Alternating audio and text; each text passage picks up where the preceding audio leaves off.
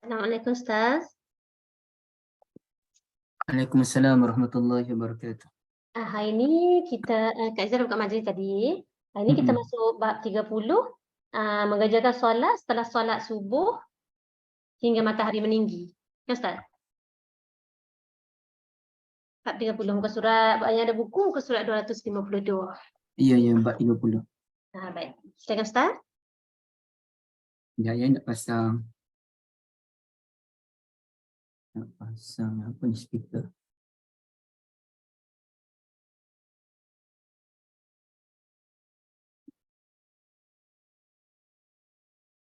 Okey, hadis sekejap kan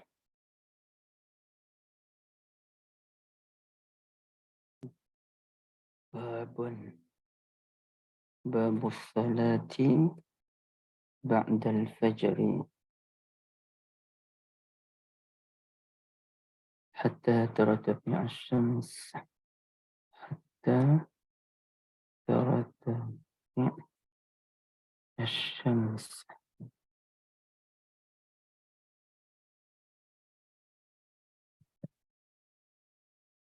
Okey. Assalamualaikum warahmatullahi wabarakatuh. Alhamdulillahirabbil alamin, bihi nasta'in ala umuri dunya waddin. Salatu wassalamu ala nabiyil amin wa ala alihi wa sahbihi ajma'in. Subhanaka la ilma lana illa ma 'allamtana innaka antal alimul hakim. La haula wala quwata illa billah, amma ba'd. Kak Nurliza, Kak Syida dan ibu-ibu yang dirahmati Allah, semoga dalam keadaan sihat afiat semuanya insya-Allah.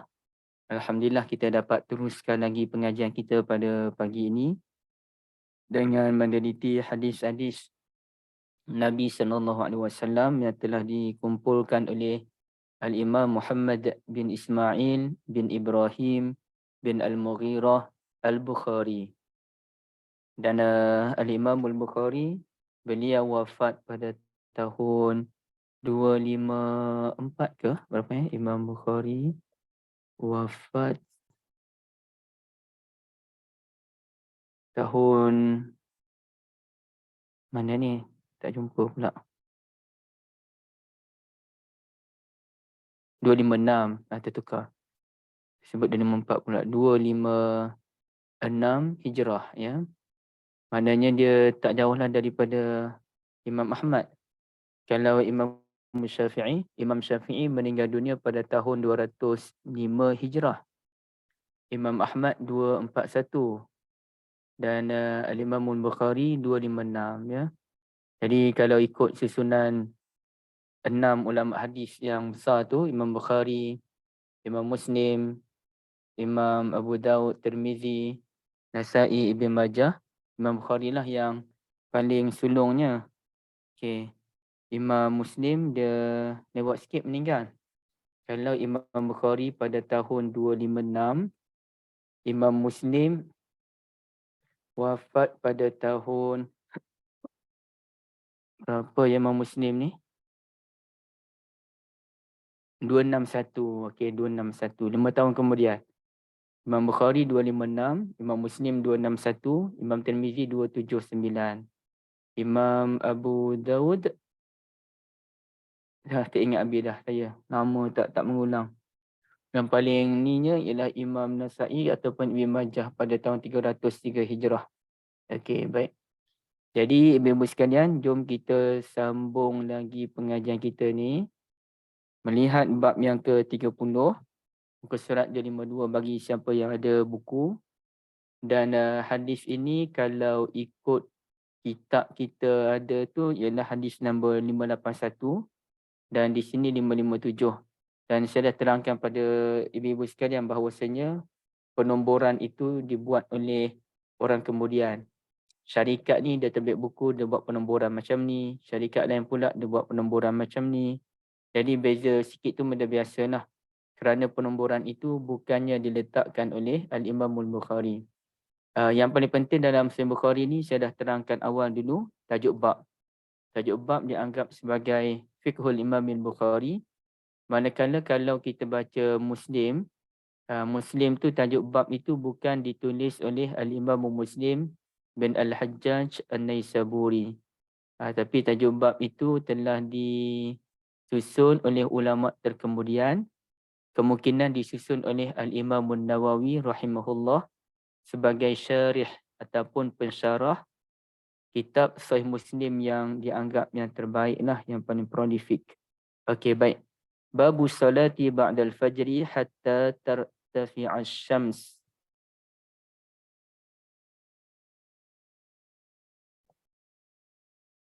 Bab atau pintu solat selepas fajar sehingga terbitnya matahari, sehingga terbitnya matahari ataupun sehingga matahari meninggi, ya. Sehingga matahari meninggi. Okay, hadis yang disampaikan oleh Hafaz bin Umar, guru kepada Bukhari, berpunca daripada sahabat Nabi Ibn Abbas radhiyallahu anhuma. Qala radhiyallahu an syahida indi rijalum mardiyun. Okey. Ibu-ibu sekalian, betul, buku ibu-ibu tu dia dah ada koma dah. Syahida indi rijalum mardiyun. Okey, situ koma kan?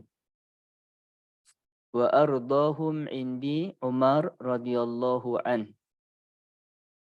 Saya telah, orang-orang yang telah saya redai telah bersaksi ataupun telah menceritakan kepada saya ataupun saya melihat perbuatan mereka, dan orang yang paling saya redai, yang paling saya sayang ialah Umar bin Al-Khattab radhiyallahu an. Itu pengakuan beliau, ya. Memang sahabat Nabi ni yang paling beliau respect, beliau paling kasih ialah Umar bin Al-Khattab radhiyallahu an. Anna Nabiyya sallallahu alaihi wasallam naha 'anis salati ba'da subhi hatta tashruqa asy-syams. Bahawa Nabi sallallahu alaihi wasallam menegah daripada solat selepas subuh sehinggalah terbitnya matahari ataupun sehingga matahari syuruq. Wa ba'dal asri hatta taghrub, dan dilarang solat selepas asar sehinggalah terbenamnya matahari. Okey, itulah dia punya hadis dia, ya. Dan saya nak tanya ibu-ibu sekalian, apa maksud Nabi SAW melarang daripada solat selepas subuh? Selepas subuh tu apa maksud dia? Haram solat selepas subuh tu. Itu syuruk. Sebelum syuruk. Ajak semula saya dan balik. Nabi SAW larang kita daripada solat selepas subuh. Selepas subuh tu jam berapa?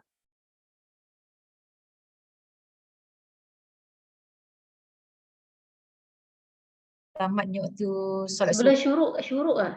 Selepas solat subuh tu panggil apa? Syuruk ke apa? Kak Syida, macam mana Kak Syida tadi? Tamatnya waktu solat subuh. Masuk waktu syuruk. Okey, saya ulang sekali lagi soalan. Nabi SAW larang kita daripada solat selepas subuh. Jam berapa? Pukul 7 pagi. Selepas tamat waktu subuh sampai masuk syuruk lah. Lepas syuruk, kata sekarang ni subuh pukul 5.55. 5.55, okey. sampai syuruk. Kalau Pulau Pinang syuruk pukul 7.06 minit. Lepas 7.06 syuruk minit. tu baru boleh solat. Jadi dilarang solat tu pukul berapa? Selepas subuh hingga syuruk. Selepas tamat subuh. Lepas sama. Okey. Betul dah jawapan ibu bagi sebenarnya. Kak Niza pun betul dah. Cuma tak berapa jelas je lagi. Okay, jawapan yang Puan Syafini sebut selepas solat subuh. Kalau kita kata selepas waktu subuh, dia waktu subuh tu bukannya solat subuh kan? Jadi jawapannya ialah selepas solat subuh tanpa mengira jam berapa pun kan. Jadi kalau kita dah solat subuh tamat pada pukul 6.10 minit, maknanya bermula 6.10 minit tu tak boleh dah lah solat sampailah syuruk. Tapi kalau kita solat subuh pada pukul 6.40, okay, boleh tak kita solat sunat sebelum 6.40 tu? Boleh lah kan? Boleh. Boleh lah kan, sebab kita belum lagi mengerjakan solat subuh. Kak Liza dah solat subuh selesai pada pukul 6 suku. Bermula 6 suku sampailah 7.6 sampailah waktu isyraq tu tidak dibenarkan solat. Tapi Kak Syida solat subuh pada pukul 6.40.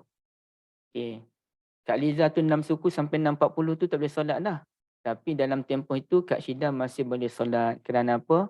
Kerana belum lagi mengerjakan solatul subuh. Jadi jawapan tadi, ibu-ibu, kalau ditanyakan bilakah larangan solat lepas subuh, artinya selepas selesai mengerjakan solat subuh. Kak Liza bukannya selepas waktu subuh. Selepas selesai solat subuh. Okey. Jadi sampailah matahari terbit. Jadi matahari terbit tu dipanggil waktu apa? Syuruk. Syuruk. Okey, apabila kita dah boleh solat tu, itu dipanggil waktu apa yang boleh solat tu? Isyraq, Ustaz. Isyraq. Isyraq. Jadi sebenarnya sama ada waktu matahari terbit dipanggil syuruk, waktu dibenarkan solat pun boleh dipanggil waktu syuruk sebenarnya. Jadi solat yang kita nak kerjakan itu pun boleh dipanggil solatul syuruk. Tapi biasanya kita panggil sebagai solatul isyraq. Okey. Jadi kemudiannya juga Nabi SAW melarang kita daripada solat selepas asar sampailah terbenamnya matahari. Okey, bilakah kita tidak dibenarkan solat sunat pada waktu petang? Selepas solat asar. Lepas habis solat asar tu. Okey, dah betul dah jawapan. Selepas habis solat asar. Habis saja solat asar, maka bermulalah larangan tersebut. Tanpa mengira pada jam berapa pun. Okey, baik. Itu hadis yang pertama. Hadis yang kedua ni saya tak tahulah boleh cari tak boleh cari ni kat sini ni. Senang sikit ibu-ibu nak tengok. Sedap mata mandang kita tengok dulu. Kok boleh? Tak boleh lagi.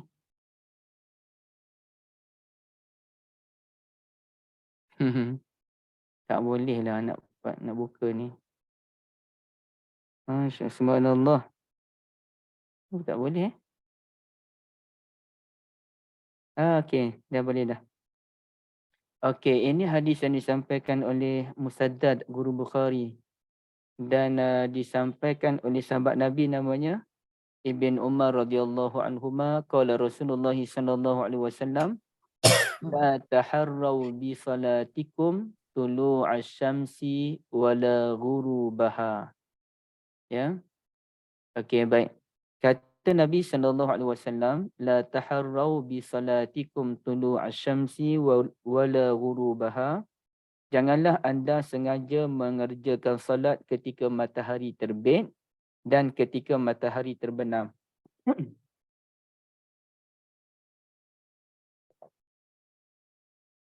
Jangan sengaja mengerjakan salat ketika matahari terbit dan ketika matahari terbenam. Okey.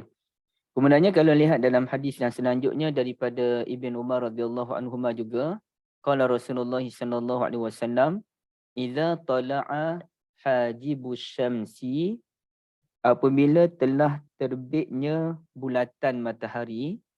Dia panggil hajib ni apa dia? Saya pun tak tahulah apa namanya dalam bahasa astronomi. Rasanya macam pernah dengar tapi saya lupa dah. Okey, apabila bulatan matahari telah terbit, fa akhiru salata hatta tartafi'. Maka lewatkan salat sehingga matahari itu meninggi sedikit. Itu pada waktu pagilah. Itu sehingga masuknya waktu isyraq. Wa idza ghaba hajibus syamsi, apabila telah terbenamnya dia panggil bulatan matahari tadi, fa akhiru salata hatta taghiba. Maka lewatkan solat sehinggalah matahari itu benar-benar terbenam sepenuhnya. Yang ni bila matahari terbenam, ghurubus syams dipanggil sebagai maghrib, waktu maghrib. Okey. Itu hadis yang ketiga. Kita baca dulu hadis Hadis yang keempat. Okey, kita cuba cari dulu. Agak suka sekarang mencari hadis di kawasan sini. Dia ada boleh cari di tempat lain, Maktabatus Syamilah, tapi saya tak pasti adakah sesuai cari kat sini untuk pembelajaran. Okey, dah tak ada dah. Okey, kita lupakan dulu. Kalau kita lihat pula pada hadis nombor 584, hadis daripada Abu Hurairah bin Ummihi radhiyallahu anhuma, anna Rasulullah sallallahu alaihi wasallam naha an bai'atain wa an libsatain wa an salatain. Nabi SAW melarang daripada dua bentuk jual beli. Okay, dua bentuk jual beli dilarang oleh Rasulullah SAW. Wa an libsatain, daripada dua jenis pakaian. Tapi saya tak puas dengan ibu sekalian kerana hadis ni dia agak panjang. Saya rasa saya cari jap. Okay, saya cari jap. Anna Rasulullah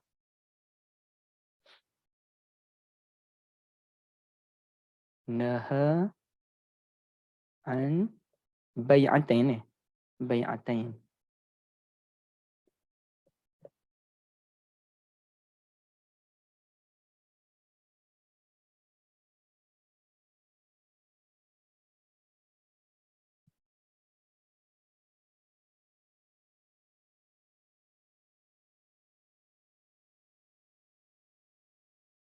Entah mana nak cari hadis ni ya.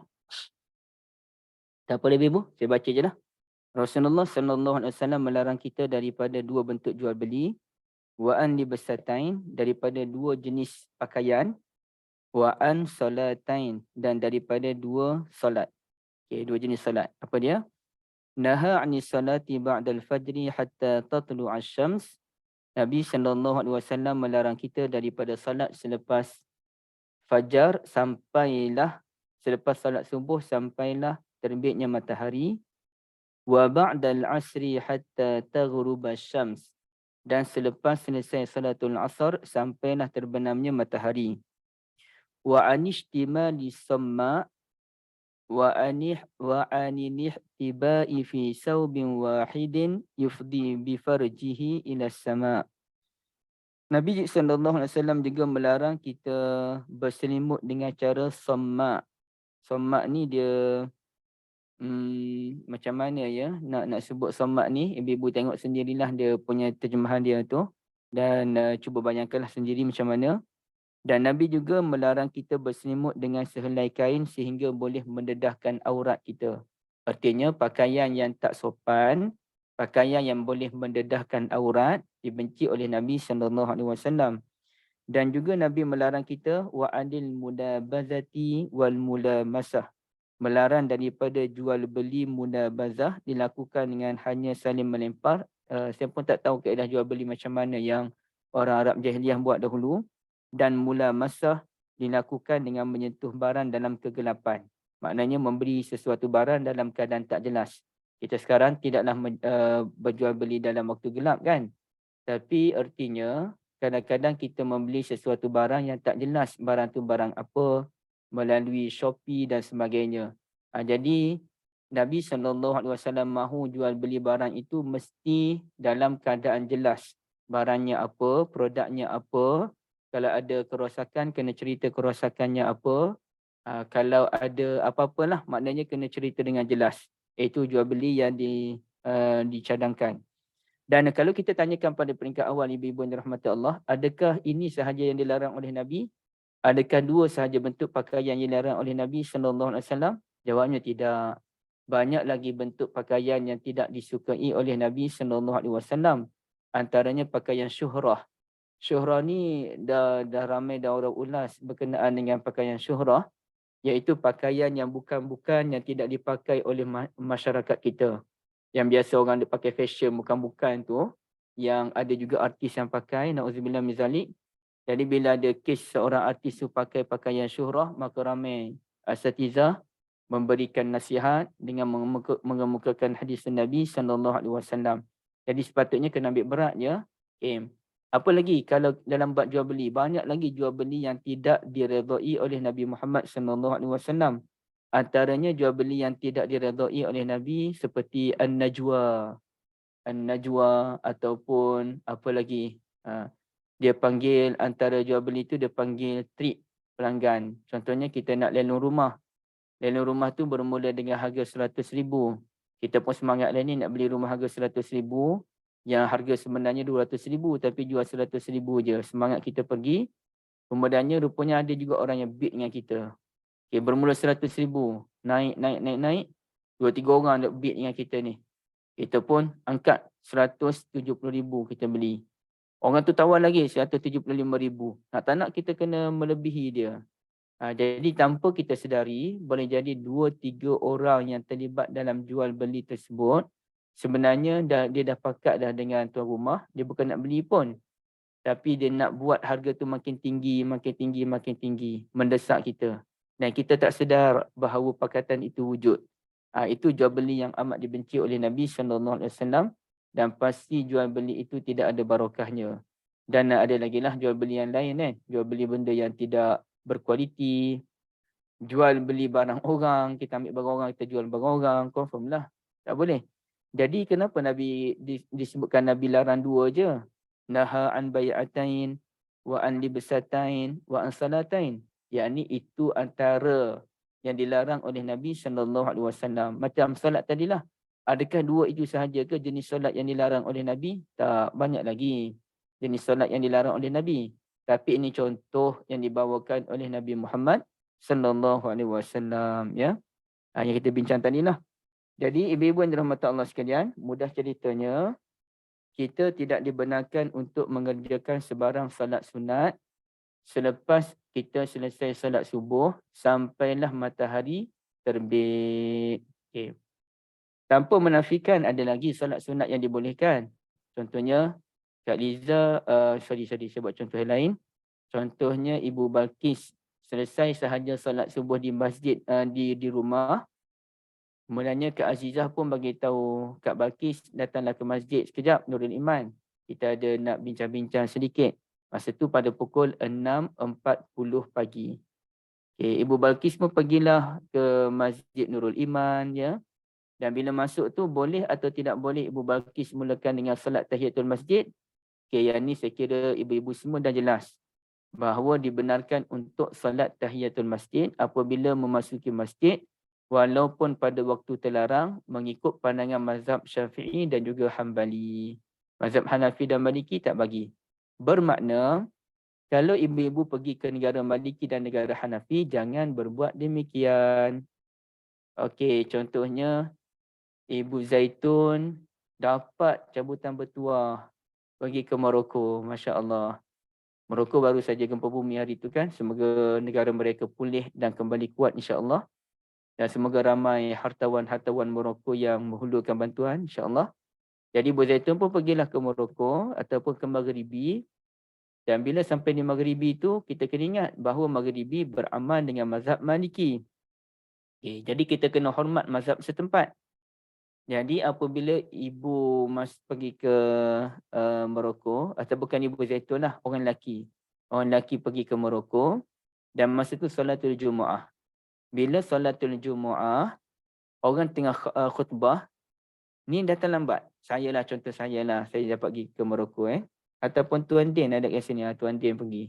Tuan Din ni lelaki ke ataupun isterinya yang guna nama. Okay, baik. Contohlah kalau lelaki ya, Tuan Din pun pergi. Dan masa tu orang sedang menyampaikan khutbah Jumaat. Jadi apa tindakan kita? Kita nak solat tahiyatul masjid dulu ke ataupun duduk terus? Maka kita pun tahu Morocco Maghribi. Maghribi tidak membenarkan salat tahiyatul masjid ketika khutbah sedang berjalan. Maka bila masuk, duduk terus.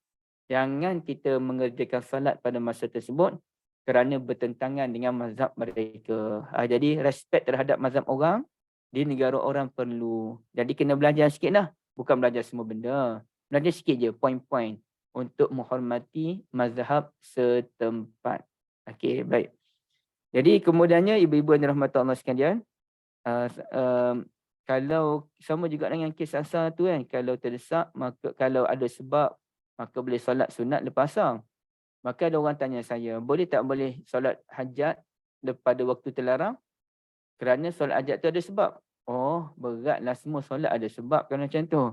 Solat hajat tak dikira solat yang bersebab ya, maka tidak boleh solat hajat pada waktu-waktu yang terlarang kerana ada orang salah faham. Diingatkan, ustaz-ustaz dak mengajar solat ada sebab. Jadi hajat ada sebab.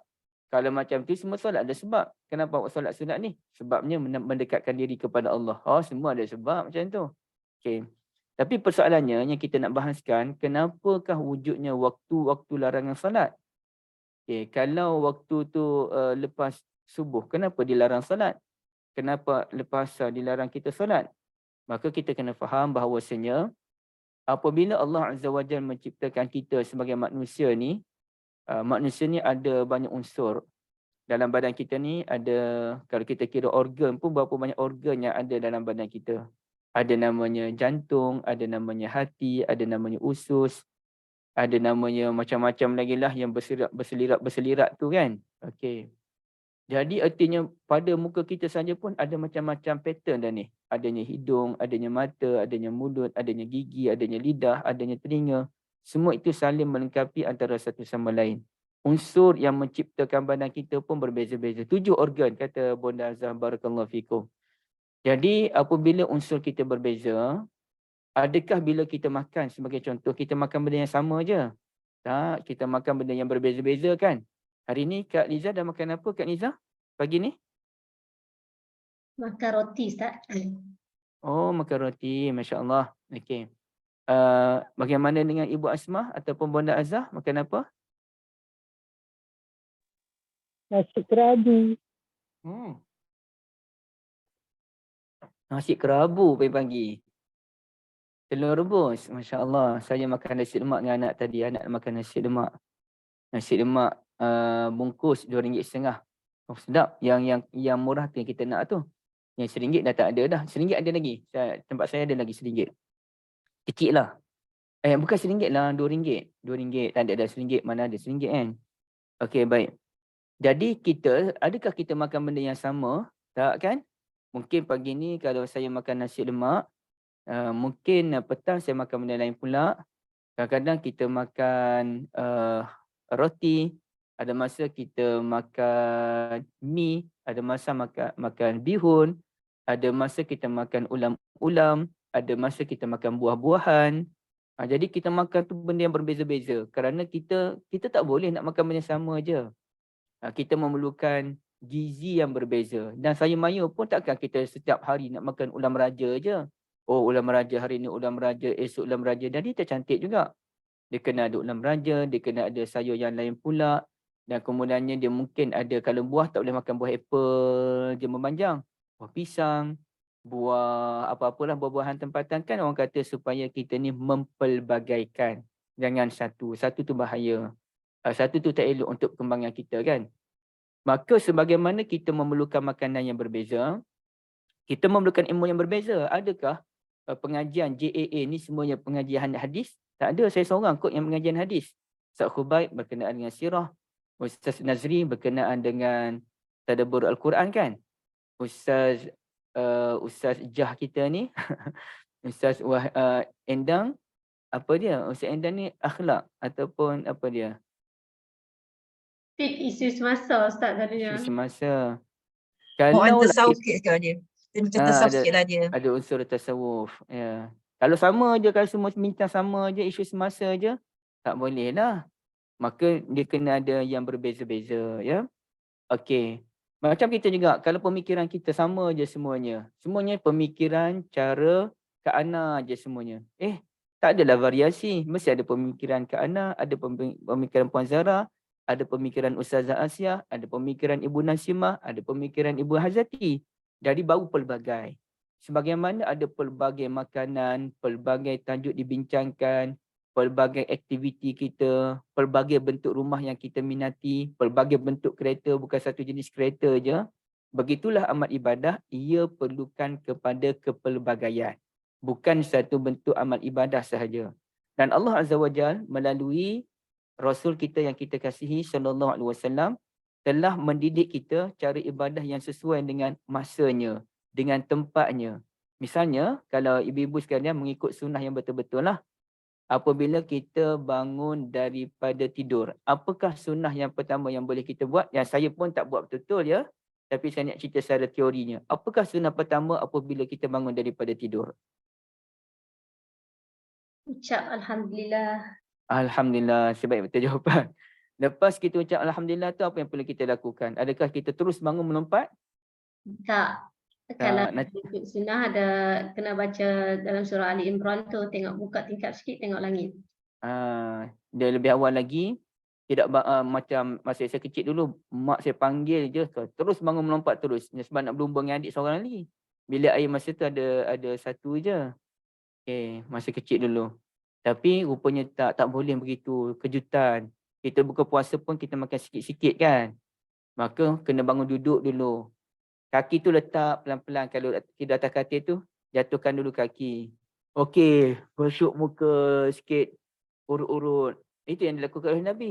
Nabi duduk ni kan, urut-urut muka dulu. Mak saya memang ada pun. Cuma saya tak nak sebut nama mak aja. Kemudiannya kita pun pergi tengok langit sebaik-baiknya, baca ayat allazina inna fi khalqis samawati wal ard, sampailah ya ayyuhallazina amanu sabiru wa sabiru wa rabitu wattaqullaha la'allakum tuflihun. Kemudian barulah kita pun pergi ke bilik air kan. Maknanya dia ada step dia satu ya. Maknanya dia ada kepelbagaian. Bukannya kita ni bangun terus masih bilik air, tak. Dia ada cara dia. Jadi oleh kerana amal ibadat itu ada pelbagai cara, ada solat yang baca perlahan, ada solat yang baca kuat. Ada solat yang 2 rakaat, ada solat 4 rakaat, ada solat 3 rakaat. Bayangkan kalau semua solat ni 4 rakaat je semuanya. Jadi dia tak mencabar. 4 je, kita dah tahu dah 4 je memanjang, 3 je memanjang, 2 je memanjang. Tapi, ni kita nak kena tahu ni. Solat subuh 2 rakaat. Sekarang kita dah tahu lah masa kecil dulu. Kuna 4. Kemudiannya kita tahu lagi solat qoblah dan ba'diyah. Kemudian kita nak tahu lagi solat witir tu macam mana. 1 rakaat, 3 rakaat. Kemudiannya kita nak kena tahu lagi apa bacaan-bacaan dia. Nak tak nak kita kena hafal Quran. Itu hebat solat tu. Sebab dia ada pelbagai ramuan dalam solat tu. Macam Ibu Hasmah makan nasi kerabu tadi, ada pelbagai ramuan. Maka dalam solat pun ada pelbagai ramuan dia. Kemudian kalau lelaki ada solat yang wajib secara berjemaah. Namanya solat Jumaat. Kemudian dalam solat yang ada khutbah pun berbeza-beza. Solat Jumaat dimulakan dengan khutbah dahulu, baru solat Jumaat. Manakala kalau solat istisqa minta hujan, ataupun solat raya, ataupun solat gerhana matahari dan bulan, khutbah itu selepas Jumaat. Bukannya sebelum Jumaat. Itu pun ada lagi perbezaan. Kalau kita kumpul ketika solat istisqa, kita kena memperbanyakkan apa dia? Tahlil ke, tasbih ke, ataupun selawat dalam masa istisqa? Tasbih kan Ustaz? Tasbih lagi, yang lain?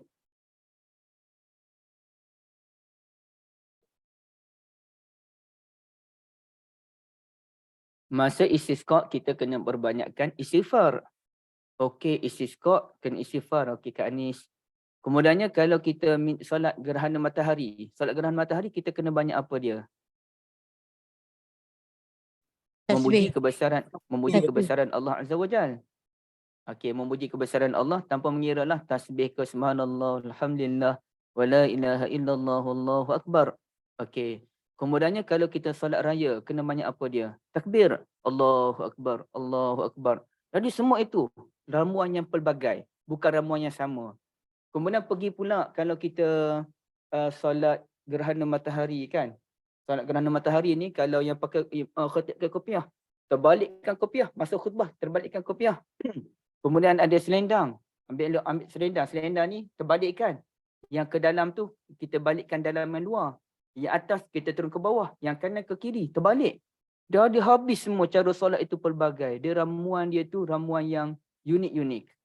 Kemudian solat gerhana matahari pula. Dan pula ada 2 kali rukuk dalam 1 rakaat. Jadi kepelbagaian solat ini ia memberikan kerencaman dalam hidup kita, membuatkan kita rasa suspend je dengan solat. Satu isu yang tak pernah kita berhenti daripada membincangkannya sedari kecil sampailah kita dah umur sekarang ni. Tak berhenti-berhenti bincang, mencari kualiti dalam solat. Jadi ibu-ibu dan rahmat Allah sekalian, sama jugalah dengan solat ini, ada masa Allah Ta'ala kata, solatlah kita ni kan. Ada masa solat kerana kita buat perbuatan. Apa dia kita buat sesuatu benda, kita kena solat. Tawaf. Lepas tawaf je, kita pun kena solat. Sunat solat. Ada solat sebelum kita buat sesuatu benda. Apa dia contohnya? Solat sebelum kita buat. Ya? Istikharah. Istikharah lagi? Tahajud. Tahajud. Tidur dulu. Tahajud. Okey. Apa dia Kak Syida? Tahajat. Hajat? Maksudnya? Kalau kita ada hajat, sesuatu hajat dan kita solat dulu untuk menghadap Allah dan kita lepas tu kita buatlah hajat kita tu. Mana Itu cara kita sendirilah kot kan. Yang betulnya ialah solat ihram. ihram. Sebelum pakai ihram kita solat dulu baru kita pakai ihram. Okey, maknanya ada solat yang kita buat sebelum kita buat sesuatu benda. Kita solat ihram dulu baru pakai ihram. Ada yang kita buat selepas kita buat benda, iaitu kita tawaf dulu baru namanya solat tawaf. Okey, ada solat yang kena waktu pagi je, tak boleh buat waktu lain, iaitu solat duha. Ada solat yang kena buat pada waktu malam je, itu namanya solat tahajud. Ada solat yang mana, okey macam-macam lah. Yang 4 rakaat bertukar jadi 2 rakaat, pun boleh juga. Kemudian boleh gabung pula Zuhur dengan Asar, Maghrib dengan Isyak. Okey Kak Liza, apa? Solat qasar dan jamak. Solat qasar dan jamak. Jadi kepelbagaian itu unik. Maka ada juga waktu yang mana kita dilarang untuk solat. Kenapa dilarang untuk solat? Kerana ibadat itu perlu pelbagai ramuan dia. Ramuan tu dia tak boleh solat je. Ramuan tu ada ramuan yang lain. Maka selepas subuh, lebih baik kita menyibukkan diri dengan zikir daripada kita menyibukkan diri dengan salat. Kerana sesuai dengan masa dan kejiwaan kita pada masa tersebut. Maka kalau ibu-ibu pergi ke Mekah, yang dikatakan dalam mazhab kita tak ada waktu larangan salat. Adakah dengan itu ibu-ibu pun nak solat je lepas subuh, nak solat je lepas asar? Tak perlu. Kerana satunya kita akan buat perkara yang bercanggah dengan mazhab yang lain. Yang keduanya kerana itu bukan waktu untuk solat pun. Itu waktu untuk zikir, itu waktu untuk selawat, itu waktu untuk membaca Al-Quranul Karim. Sehingga kan apabila ulama membahaskan, kalaulah kita ni tak faham sangat bacaan Al-Quran, kemudian kita nak solat baca Quran je, okey, adakah itu yang paling baik? Kita solat je bacalah Quran walau tak faham? Jawab ulama tidak. Kalau kita tak faham bacaan Al-Quran, kita solat, ia tidak memberikan perubahan yang besar dalam hidup kita. Bolehlah menenangkan jiwa, tapi perubahan tu tak besar. Maka kita kena regukan. Ya, solat yang baca Quran tak faham tu kita buat. Dalam masa yang sama, kita ada masa untuk baca Quran je. Yang mana kita hayati apa maksudnya, kita tadabbur maknanya. Okay. Ada masa pula kalau baca Quran tu, baca je Quran. Tak faham pun tak apa. Yang penting baca banyak-banyak. Baca banyak-banyak. Bila tu? Yang kita tak faham sangat pun tak apalah. Yang penting baca je banyak-banyak. Bila ibu-ibu sekalian? Bulan puasa. Bulan puasa. Ramadan. Bulan Ramadan. Atau lebih tepatnya panggil bulan Al-Quran. Tak apa, baca je. Tak faham lah. Tak faham sangat, tak apa. Baca. Sebab itu waktu untuk training kita membaca Al-Quran sebanyak-banyaknya. Tapi pada waktu yang lain, okey, barulah kita pun baca sikit je. Ataupun baca banyak pun boleh. Tapi ada masa dia. Ada masa kita pun tengok, cuba faham apa mesej yang mahu disampaikan oleh Allah Azza wa Jal. Baca, ada kita aturlah masa. Okey, masa ni aku nak baca je 2-3 juzuk. 1 juzuk, 2 juzuk ataupun beberapa muka surat. Kemudiannya, nak tengok ni pula makna dia, maksud dia. Jadi maknanya ada kepelbagaian, tak boleh sama. Justru memang ada ulama menyatakan, kita tidak boleh menafikan bahawasanya zikir yang paling besar namanya Al-Quranul Karim, tilawatul Quran. Mengalahkan segala zikir yang ada. Tetapi pada waktu yang dilarang salat, ni ada ulama sebut ya. Pada waktu yang dilarang salat seperti selepas salat asar, seperti selepas salat subuh, maka memperbanyakkan zikrullah, memperbanyakkan selawat kepada Nabi Yunus sallallahu alaihi wasallam itu lebih utama. Maknanya kena ada kepelbagaian. Walaupun yang paling utama dalam nasi kerabu tu ialah kerabu itu sendiri, yang mana kalau kerabu tu tak ada maka tidaklah dinamakan nasi itu nasi kerabu. Okey. Nasi putih pun tak apa, buat walaupun bukan nasi biru, nasi putih dan kerabu. Tapi adakah seronok kita makan nasi kerabu tanpa ada seluk lada? Kena ada seluk lada. Seronok tak kalau makan seluk lada tapi tak ada lauk yang lain? Daging bakar ke, ayam bakar ke? Kena adalah, baru sedap. Dah lebih seronok lagi kalau ada telur masin. Oh, baru dia jadi nasi kerabu. Bukannya nasi dan kerabu je.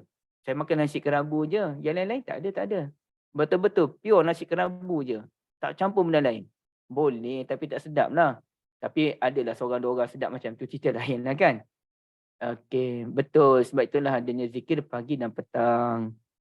sebagai mengisi kejiwaan kita ni yang tak boleh dengan satu ramuan sahaja. Kena ada pelbagai ramuan. Okey. Ibu-ibu yang saya kasih sekalian, ada orang tanya saya soalan, mana lebih utama membaca zikir pagi petang ke membaca maksurat? Okey, apa jawapan ibu-ibu sekalian? Mungkin ada yang tahu kot saya bagi jawapan macam mana. Saya pun tak ingat kat mana tu, tanya tu.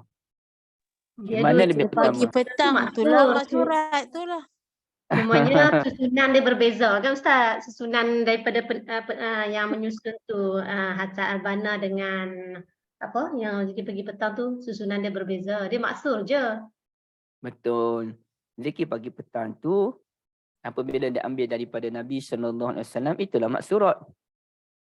Maksur tu artinya sesuatu yang diambil daripada Rasulullah SAW. Sesuatu yang diambil daripada Rasulullah namanya maksur. Bila dibaca pada waktu pagi dan petang, namanya zikir pagi dan petang. Apabila dibaca selepas solat, namanya zikir maksurat selepas solat. Apabila dibaca pada waktu malam, maka namanya zikir maksurat pada waktu malam. Hanya itulah maksudnya, tapi dia keliru. Maksud dia sebenarnya nak tanya zikir pagi petang dengan maksurat Imam Hasan Banna kot. Okay, baik. Ibu-ibu yang saya kasih sekalian, kemudiannya kita lihat perbahasan tu kita dah clear dah. Kita tak perlulah nak panjang-panjangkan. Okay, sekejap saya nak tengok ada tak poin sedikit. Saya dah tanda lah poin-poin dia tu. Okay. Cuba lihat muka surat 258 ya. 258. 258 tu pada perenggan yang keempat. Saya bacakan. Ataupun perenggan yang pertama dahulu. Perenggan atas kan itu pada baris yang ketiga 258. Sedangkan Al-Imam Abu Hanifah rahimahullah dan ulama lain berpendapat solat-solat tersebut termasuk dalam kategori solat yang dilarang dikerjakan berdasarkan keumuman hadis. Maknanya solat wuduk ke, solat tahiyatul masjid ke, solat sujud tilawah ke, sujud syukur ke, semuanya tidak boleh dikerjakan pada waktu terlarang. Okey. Kemudiannya pada perenggan yang keempat tu, sekelompok ulama lain menyatakan hal itu terlarang secara mutlak untuk semua jenis solat. Okey. Jadi di sini ibu-ibu sekalian, solat jenazah pun tak boleh pada waktu terlarang, solat apa pun semua tak boleh pada waktu terlarang. Ada ulama yang berpandangan demikian. Maka pada hemat saya, kita gabungkan kedua-dua pandangan itu dengan halus. Bagi sesiapa yang nak pergi solat maghrib di masjid contohnya, dan dia masuk ke dalam masjid tu pada pukul 6.45. Maghrib sekarang ni 7 berapa minit ya? 7.8, 7.9, 7.10, begitulah, 7.11. Tengok tempat masing-masing, lebih kurang tu lah. Kalau kita masuk ke dalam masjid pada pukul 6.45, bolehlah kalau kita nak solat sunat tahiyatul masjid, insya-Allah. Okay, penalti suku ya. Tapi kalau kita masuk tu dah 7.14, dah 7.12, sikit lagi dah nak maghrib, maka saya syorkan ibu-ibu sekalian, kita ambil langkah berhati-hati, raikan ulama yang kata tak bagi tu. Kita tak payah solat tapi kita berdiri. Jangan duduk. Kita berdiri je. Berdiri. Kalau kita tak nak ada sebab, kita bacalah apa-apa pengumuman yang ada kat papan tanda tu. Atau kita baca Quran sambil berdiri. Atau kita baca zikir sambil berdiri. Berdoa sambil berdiri. Sampailah masuk maghrib, barulah kita solat sunat selepas azan maghrib. Okey. Maknanya kalau dah sikit-sikit lagi tu tak perlu solat. Tapi kalau panjang lagi 20 minit lagi, tak pasal kita nak berdiri 20 minit. Lenguh kaki kita. Maka bolehlah solat sunat tahiyatul masjid dulu. Kemudian barulah boleh duduk. Okey.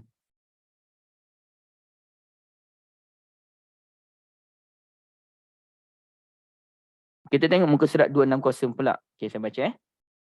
Al-Baydawi juga menuturkan, bagi Al-Imam Syafi'i, boleh kita mengerjakan solat fardu dan solat-solat sunat yang ada sebab pada waktu terlarang. Dah sedar-sedar tu, tak solat asar lagi. Pukul berapa dah? Dah pukul 7.05 minit, belum lagi solat asar. Boleh tak solat asar pada waktu itu? Ya, boleh menurut jumhurul ulama', termasuklah ulama' mazhab kita Syafi'i. Akan tetapi, Okey, akan tetapi bagi Imam Abu Hanifah, semua solat tidak boleh dikerjakan pada waktu terlarang melainkan asar pada hari itu. Jadi kalau hari itu dia belum lagi solat asar, dia sudah 75 minit, maka boleh solat asar pada hari itu. Tapi kalau 75 minit tu baru dia sibuk nak qada solat asar yang semalam. Dia nak qada solat asar yang 2 hari lepas. Nak qada pada pukul 7 petang. Boleh tak boleh? Tak boleh. Itu pada waktu yang terlarang. Kena hati-hati. Itu mazhab Hanafi ya. Dan memang paling baik pun. Walaupun kita boleh qada solat pada waktu terlarang. Tapi sebaik-baiknya kita tak berbuat demikian. Kita cari pada waktu yang tidak dilarang. Kerana macam saya sebutkan tadilah, kita ada ramuan solat, ramuan ibadah. Maka biarlah ramuan ibadah tu kena dengan masa dia. Lepas solat subuh tu apa ramuan ibadahnya. Begitulah ceritanya. Okey, baik. Wallahualam. Jadi dalam bab ini, selesailah kita dalam bab yang pertama ni. Panjang, dia panjang benda yang teknikal lah. Okey. Kita masuk dalam bab 31. Ustaz, apa tadi Puan Liana kat FB, dia ada tanya tapi Ustaz jawab dah kot. Jawapan tu sama macam soalan Ustaz, apa ni Puan Liana tanya, selepas solat subuh boleh tak qada solat-solat yang pernah ditinggalkan? Contohnya lepas solat subuh kita qada solat subuh yang lepas. Maknanya jawapan macam Ustaz beritahu tak salah kan? Betul. Boleh, tapi sebaik-baiknya kita tak perlulah pada waktu terlarang. Tapi kalau masa tu je kita ada, boleh, tak ada masalah. Kalau kita ada banyak lagi masa yang lain, kita cari pada masa yang lain. Okay. Dan dalam kes orang yang qada solat sunat, solat yang banyak-banyak tu, solat ringkas-ringkas pun tak apa. Ringkas-ringkas ni tak perlu baca panjang-panjang. Baca wala asinat tanakal kausar memanjang pun tak apalah. Sebab banyak kita nak qada kan. Dan saya tahu penat, memang penat nak qada. Okay. Yang penting kita ada kesungguhan untuk membetulkan semula kesilapan kita pada masa dulu. Dan saya tak kata ibu ya, saya tak pernah pun mengata orang yang dia kata dia tinggal solat zaman-zaman muda-muda dulu. Saya tak pernah nak mengata, saya tak pernah nak kata saya saya tak pernah nak marah-marah ke apa, tak ada. Kerana saya tahu dulu-dulu pengamalan agamanya kurang kuat. Kesedaran solat itu dia kurang kuat lagi. Saya pun tak tahu kalau saya duduk zaman dulu, adakah saya ni solat ataupun tidak. Maka lebih baik tidak mengata daripada sibuk mengata orang. Tapi yang penting, saya nak bagi semangat. Solatlah. Qada lah. Setakat yang mana boleh kita buat. Qada ringan-ringan pun tak apalah. Yang penting kita qada. Bayar hutang dengan Allah Azza wa Jalla. Baik. Semoga dengan kesungguhan kita tu, barulah ada nilai di sisi Allah Azza wa Jalla.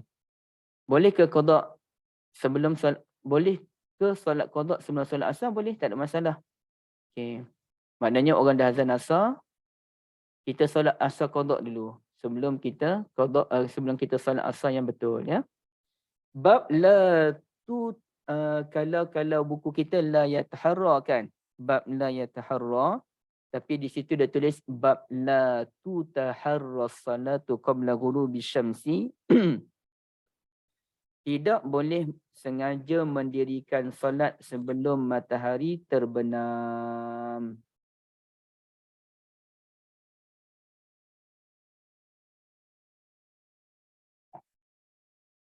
Okey, pukul berapa matahari terbenam tu ibu sekalian? Okey, sebelum tu kita tengok dulu hadisnya daripada Ibn Umar radhiyallahu anhuma anna Rasulullah sallallahu alaihi wasallam qala la yataharra ahadukum, janganlah kamu sengaja fayusalli 'inda tulu'i syamsi wala 'inda ghurubiha, sengaja salat ketika matahari terbit dan ketika matahari terbenam.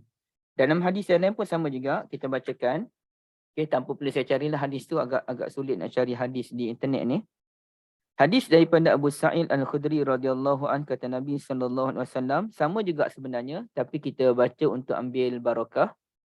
La salata ba'da subhi hatta tartafi'a asy-syams. Janganlah anda salat selepas subuh sampailah matahari terbit. Artinya sampai waktu isyraq lah, bukan pada waktu yang dilarang salat tu. Wala salata ba'da al-asri hatta taghiba asy-syams. Jangan solat lepas asar, selepas solat asar sampailah matahari terbenam. Okey. Dalam hadis yang lain pula daripada Muawiyah radhiyallahu an, muka surat 265, nombor hadis 587, innakum latusalluna salatan laqad sahibna Rasulullah sallallahu alaihi wasallam fama ra'aynahu yusalliha wa laqad naha anhuma ya'ni rak'ataini ba'da al-'asri. Kata Muawiyah radhiyallahu an, sesungguhnya kamu semua ni, sesungguhnya anda mengerjakan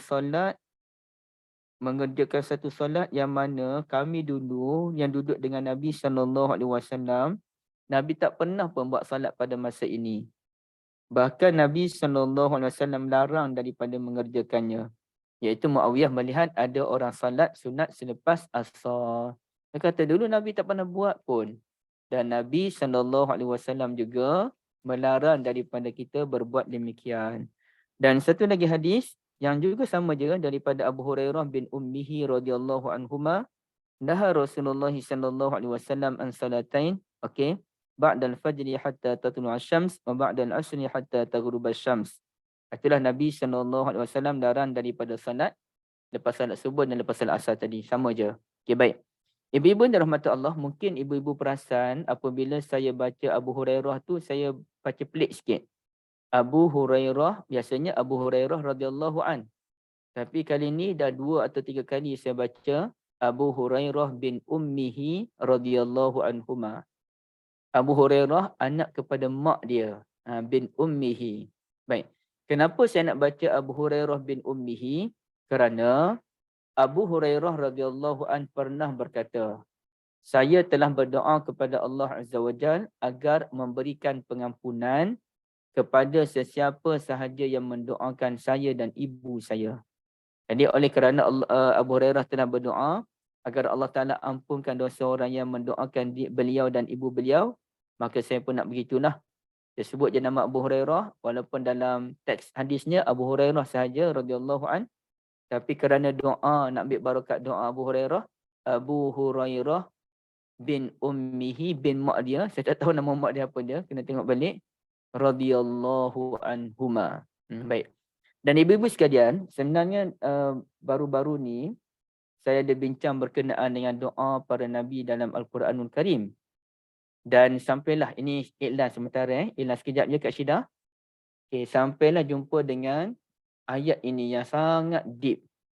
Ayat yang sangat deep, iaitu pada surah Al-Hasyr, surah pengusiran. Okay. Yang mana dalam suratul Hasyr ini Allah Azza wa Jalla mengajar kita untuk membaca satu doa. Apa doanya ibu-ibu sekalian? Wallazina ja'u min ba'dihim, adapun orang-orang yang datang sesudah mereka. Sesudah mereka tu siapa? Tengok ayat sebelum tu. Lil fuqara'il muhajirin, orang muhajir. Wallazina tabawwa'ud dara wal imana min qablihim, orang ansar. Yuhibbuna man hajara ilaihim, cinta kepada muhajir. Jadi orang-orang yang datang selepas generasi Ansar dan Muhajirin ataupun selepas generasi para sahabat radhiyallahu anhum, mereka berdoa, Rabbana ghfir lana, Tuhan ampunkanlah kami, wa li ikhwanina allazina sabaquna bil iman, dan saudara-saudara kami yang telah mendahului kami dengan keimanan. Wala taj'al fi qulubina ghillan, jangan jadikan dalam kalbu-kalbu kami ini kebencian, lillazina amanu, kepada orang-orang yang beriman. Rabbana innaka raufur rahim, Tuhan kami sesungguhnya engkau melimpah ruah pemberian dan juga kasih sayangnya. Maka sebenarnya wal ikhwanina allazina sabaquna bil iman ini, okay, selama ni kalau saya baca doa ni, ini antara doa yang mesti saya baca setiap hari, paling kurang sekali sehari. Saya akan niatlah pada abah saya, kepada datuk saya, nenek saya, kawan-kawan saya, Tok Guru Nia Aziz. Saya niat semua orang-orang yang saya kasih ni secara khusus, dan kemudiannya mana-manalah orang beriman. Tapi kemudian baru kita perasan ayat ini merujuk kepada Ansar dan Muhajirin. Maka kini saya baca doa tu dengan sedikit tambahan niat. Saya hadirkan dalam hati saya, Tuhan ampunkanlah kami dan saudara-saudara kami yang telah mendahului kami, iaitu Muhajirin, Ansar, sahabat-sahabat Nabi, Imam Bukhari, Imam Syafi'i, Imam Nawawi dan segala ulama salafun salih, dan juga keluarga-keluarga saya sendiri, sahabat-sahabat saya. Jadi bila kita sebut, kita niatkan pada sahabat-sahabat Nabi, kita doakan juga untuk ulama-ulama yang kita kasih, Imam Syafi'i, Imam Bukhari yang kita ambil barakat ini, Ibn Hajar, Imam Nawawi dan sebagainya, dia punya perasaan, dia feeling dia tu lain macam ibu-ibu sekalian. Dan saya berharap kepada Allah Azza wa Jalla, daripada kesungguhan saya berdoa kepada para sahabat Nabi ini, harapannya sahabat Nabi nanti akan bantu saya di hari akhirat untuk tampung mana-mana dosa yang kita telah lakukan. Bolehkah kita orang yang level rendah ni nak doakan orang level tinggi? Maka ada satu soalan yang diajukan pada saya, bolehkah kita doakan Nabi Muhammad sallallahu alaihi wasallam? Adakah Nabi ajar doakan baginda? Ya, ada. Kenapa tidak ada? Bukankah selawat itu satu doa kepada Nabi sallallahu alaihi wasallam? Kita sebut Allahumma salli ala Muhammad, ya Allah, rahmatilah Nabi Muhammad wa ala alihi wa sahbihi wa barik wa sallim, kepada seluruh pengikutnya, sahabat-sahabatnya, berkatilah dan berikanlah kesejahteraan. Dan bukankah Nabi Muhammad sallallahu alaihi wasallam menyatakan, sesiapa yang mendoakan agar saya mendapat wasilah, yakni tempat kedudukan tertinggi dalam syurga, halat lahu syafa'ah, maka halal bagi dia mendapat syafaat. Jadi adakah ibu-ibu sekalian dalam minggu ni dah berdoa kepada Nabi sallallahu alaihi wasallam agar mendapat wasilah? Dah doa ke belum? Dah doa kan? Bila doa tu Kak Syida? Azan. Lepas azan. Ati Muhammadanil wasilah. Maka siapa yang doa begitu, halal lahu syafa'ah, halal dapat syafaat. Berarti Nabi sallallahu alaihi wasallam minta orang macam kita yang rendah darjat ini untuk mendoakan baginda, dan sebenarnya doa itu akan memberikan kebaikan pada kita. Okey, jadi itu. Apa lagi dalam hadis dinyatakan sesiapa yang berdoa kepada saudaranya tanpa disedari, maka malaikat akan berkata, semoga saudara pun mendapat nikmat yang sama. Okey, kita doa orang lain dapat pengampunan, maka malaikat kata, ya, semoga saudara juga mendapat pengampunan daripada Allah Azza wa Jalla. Okey, baik. Jadi, Masya Allah, Bunda Azhar, dah lama Bunda Azhar dah amalkannya, doakan Abu Hurairah dan juga ibunya. Barakallahu fikum. Okey, kembali pada yang tadi. Jadi kita kembali pada hadis. Hadis ini kita dah jelas dah bahawa Nabi sallallahu alaihi wasallam larang kita daripada salat pada masa-masa itu. Yang kita tahu kalau ditanyakan kenapa dilarang pada masa tersebut, kerana dikatakan apabila matahari terbit, maka syaitan pun berada, tanduk syaitan duduk dekat matahari itu, jadi matahari itu macam duduk di tanduk syaitan. Bukanlah matahari itu atas tanduk syaitan, tapi kita kan nampak matahari jauh-jauh kan, kita pun letak pen contohnya, tu matahari tetap pen. Oh, matahari ada atas pen, gitulah. Syaitan tu dia akan datang dan syaitan akan, maka wujudlah golongan penyembah matahari. Oleh kerana pada masa matahari terbit adanya golongan-golongan yang sedang beribadat menyembah matahari, Allah Azza wa Jalla melalui Nabi kita sallallahu alaihi wasallam tidak mahu waktu ibadah kita ni sama dengan waktu ibadah penyembah-penyembah matahari. Mesti ada beza. Sama juga apabila matahari terbenam, maka di sana ada pula penyembah-penyembah matahari di saat matahari terbenam, maka Nabi Yunus sallallahu alaihi wasallam tak nak waktu ibadah kita sama dengan waktu ibadah mereka. Jadi sebab itulah wujudnya larangan tersebut.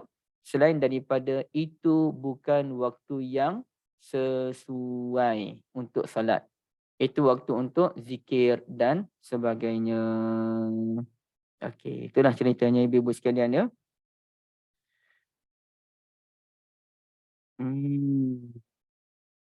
Seterusnya, ibu-ibu ada soalan dulu ke sebelum kita masuk bab yang ke-32? Yes.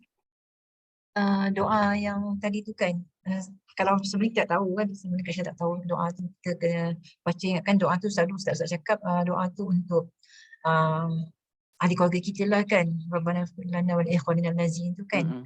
Tu hari ni maksudnya kalau macam soalnya kita tak tahu, hari ni kita tahu, maksudnya lepas tu kita cuba niatkan apa adik-adik kita muslim-muslim macam tu je, tapi kita tak tahu lah, hari ni Ustaz bagi tahu dah berkenaan dengan untuk muhajirin tu, akhir muhajirin dan ansar tu termasuk doa kita juga, tapi yang untuk ulama-ulama macam apa sahabat-sahabat Nabi semua tu kan, kita baru tahu hari ni dan kita amalkan tu lepas tu agak-agak dikira juga sekali ke masukkan doa kita sekali tu, ulama-ulama kita sepatutnya doakan tu.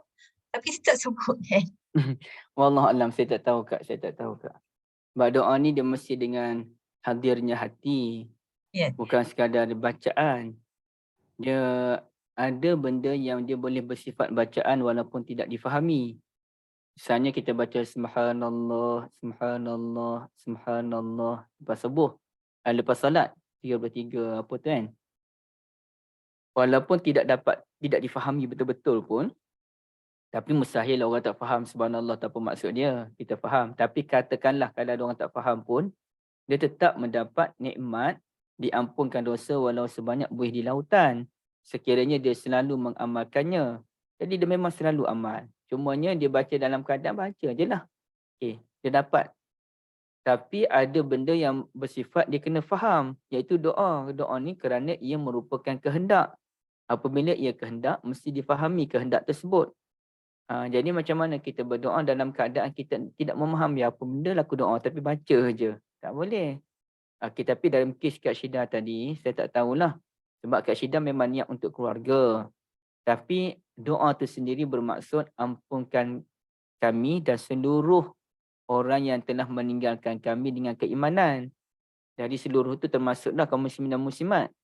Okey, cumanya apabila kita hadirkan hati, niat pada para sahabat, Abu Bakar, Umar dan lain-lain, niat pada ulama-ulama, dia punya feeling dia tu lain macam sikit.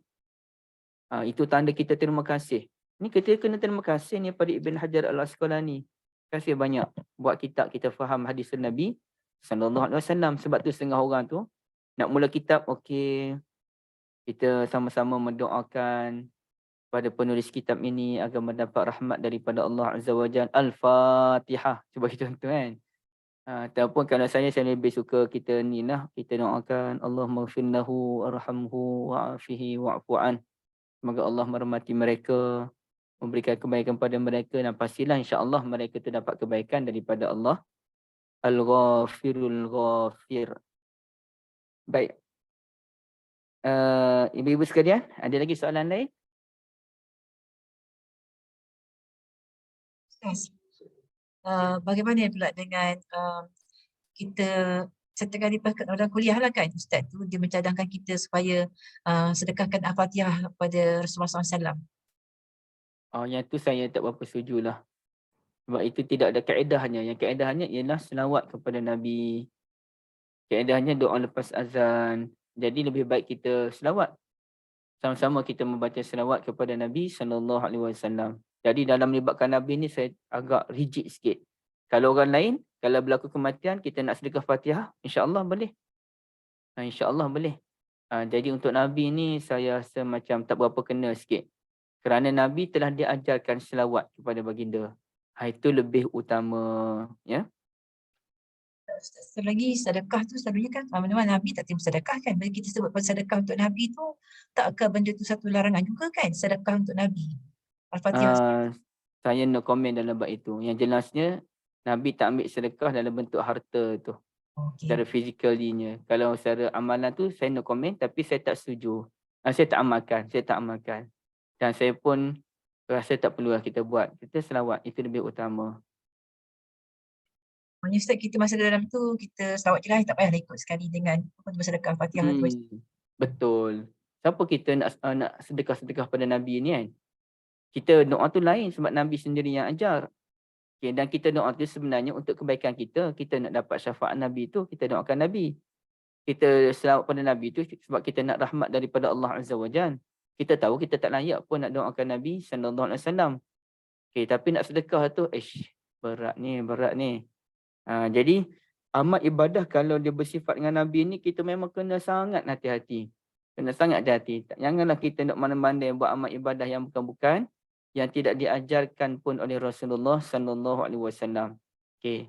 Bila kita buat dengan cara Nabi, sebenarnya dia lebih memberikan kesan kepada hati sebenarnya. Berbanding kita buat amalan yang bukan-bukan, adakah ia memberikan kesan yang besar pada hati? Itu yang kita nak kena fikir tu.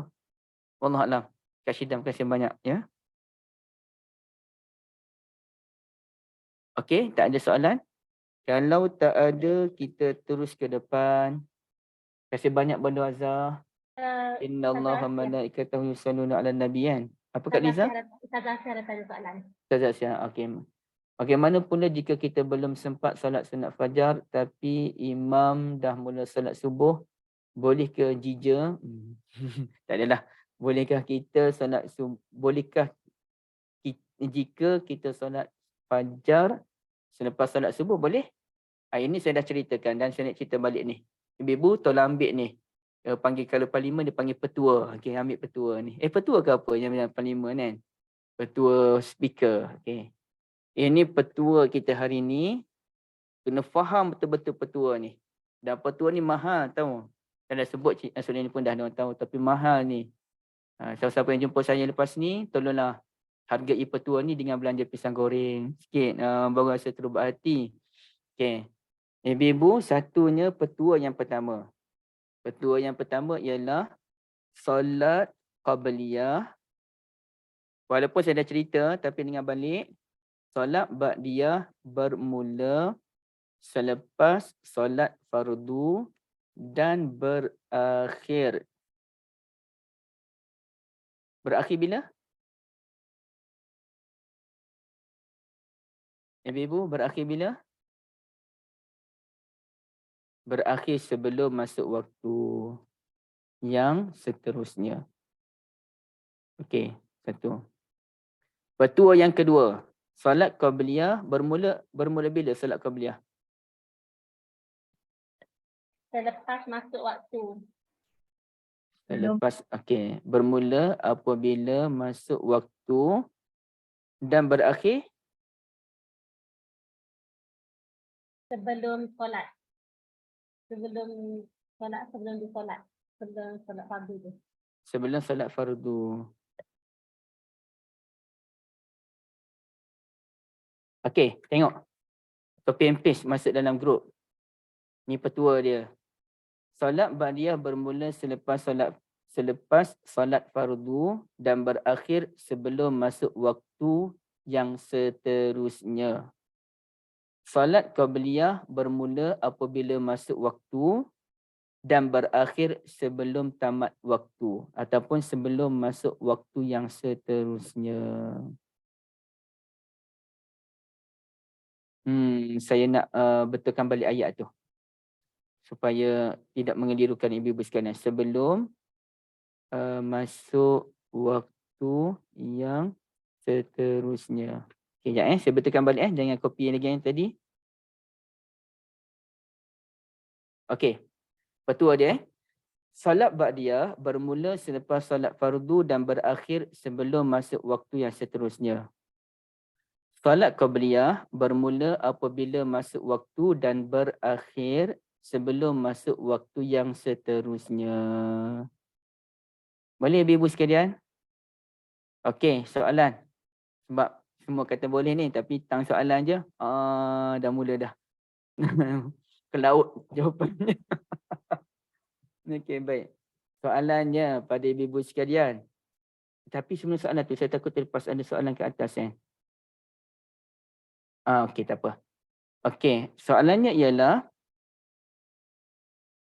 kita katakan Ibu Zalilah, Puan Zalilah pergi ke masjid dan kemudiannya orang dah mulakan solat zuhur. Jadi Puan Zalilah pun terlepaslah solat qabliyah zuhur. Solat zuhur. Jadi boleh atau tidak boleh Puan Zalilah untuk mengerjakan solat qabliyah zuhur selepas tamat waktu zuhur? Boleh. Okey, saya ulang balik. Boleh atau orang lain pula bagi jawapannya. Boleh tak boleh kita mengerjakan solat qabliyah zuhur selepas tamat solat zuhur? Boleh, Ustaz. Boleh. Terima kasih banyak Ustazah. Boleh tu kita nak niat macam mana? Niat qada ke niat tunai je? Tunai. Tunai. Tak sebut tunai pun tak apa. Kenapa boleh siap tunai? Tapi Puan Syafi ni dah tambah tu. Tak ada dalam petua ni. Jika sentiasa menjadi amalan. Tak ada dalam petua. Okey. Kenapa dikira tunai bukannya qada? Di dalam dalam waktu sebelum masuk waktu seterusnya. Yes. Tanpa mengira sama ada menjadi amalan ataupun tidak menjadi amalan. Okay, ini mazhab Syafi'i. Dan saya sokonglah pandangan ini. Okay. Ada pula seorang kakak ni. Ingatkan dia tak ada. Okay, baik. Terima kasih banyak Kak Dina. Jadi berarti, yang qada tu bila soalan Kak Dina? Okay. Berarti, Ustazah Asia, ibu-ibu sekalian, kalau kita solat qabliyah zuhur, sebelum zuhur, itu yang terbaik. Tapi boleh tak kita solat qabliyah zuhur selepas solat zuhur? Boleh. Dan bila buat? Artinya, solat zuhur dulu, solat ba'diyah zuhur dulu, paling kurang 2 rakaat, barulah kita solat qabliyah zuhur. Dan solat qabliyah zuhur yang dibuat lepas solat ba'diyah zuhur tu dikira tunai ke qada? Tunai. Tunai, bukan qada. Habis tu yang dikira qada tu bila? Apabila dah habis waktu zuhur. Bila dah habis waktu zuhur, kita pun nak qada, barulah boleh qada. Lepas asar sebagai contoh, ataupun lepas maghrib sebagai contoh. Tengok bila masa kita lapang tu. Tapi kena cepatkanlah kalau boleh. Itu maksudnya. Sebab itu, okey, saya tanya balik soalan lain pula. Nak kena tanya sebab kena point nama ni baru sedap sikit. Tapi nanti kalau point nama, pakat tak datang kelas akan datang pula. Okey, tak apalah, soalan umum lah. Okey. Apabila Kak Aisyah pergi ke masjid, nak solat sunat subuh, semangat ni membara-bara ni nak solat sunat subuh. Datang-datang orang dah solat subuh dah. Hancur hati dan perasaan Kak Aisyah ni. Solatlah subuh. Okey. Lepas solat subuh tu, boleh tak Kak Aisyah bangun untuk solat sunat subuh? Boleh. Boleh. Boleh tu tunai ke qada? Tunai. Qada. Tunai. Tunai. Ya? Tunai. Tunai. Imam Syafi'i sebut, ini kena faham betul-betul. Imam Syafi'i kata tidak boleh, waktu untuk qada solat sunat subuh ialah apabila matahari terbit. Tapi Kak Aisyah tadi dia buat lepas subuh. Imam Syafi'i kata waktu qada solat sunat subuh ialah apabila matahari terbit, waktu isyraq tu. Pukul 7 suku, 7.20 tu. Tapi sekarang Kak Aisyah buat lepas subuh. Boleh tak? Boleh sebenarnya. Berbeza dengan Imam Syafi'i ni. Ini soalan untuk Kak Aisyah dulu. Sekejap. Ya. Oh, patutlah panas. Kipas nombor 2. Ini nombor 4. Sebab saya jauh daripada kipas tu, saya kena kipas kuat sikit. Tempat saya ni tak ada aircon. Kak Lina pernah datang rumah tahulah saya bersiaran kat mana. Dia pakat serbu tempat saya bersiaran pula Kak Anis dengan Kak Nina ni. Okey, baik. Kalau ada orang nak sponsor aircon, beritahu lah ya. Gurau je. Saya tak minat aircon. Saya sebut tu saya tak minat langsung aircon. Jangan ada sponsor-sponsor pula. Okey. Okey, Kak Aisyah, saya ulang balik. Saya ulang balik Kak Aisyah. Kak Aisyah dah terlepas solat subuh. Kak Aisyah pun nak solat sunat subuh sebenarnya. Okey, Kak Aisyah pun kata boleh solat sunat subuh lepas solat subuh dan dianggap sebagai tunai. Tapi Imam Syafi'i kata boleh qada solat sunat subuh apabila masuk waktu isyraq ataupun duha. Tapi Kak Aisyah pun buat lepas solat subuh. Macam mana tu?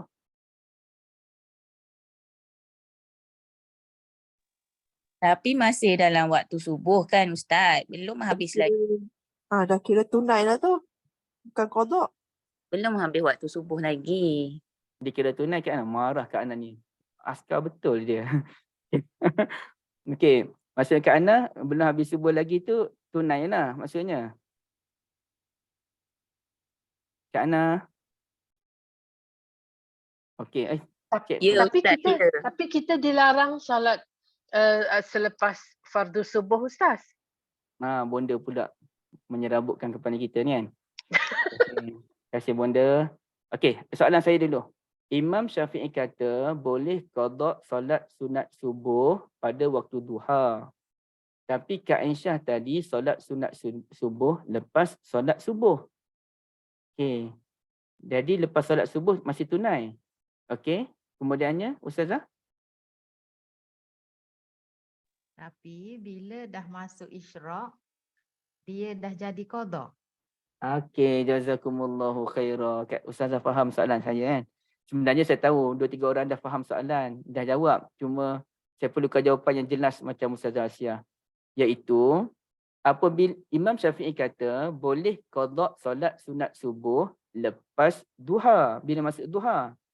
Artinya tak boleh ke solat lepas subuh? Bolehlah, lepas subuh tu namanya tunai. Tapi saya tahu Kak Ana apa jawapan dah betul dah, cuma saya nak jawapan jelas lagi.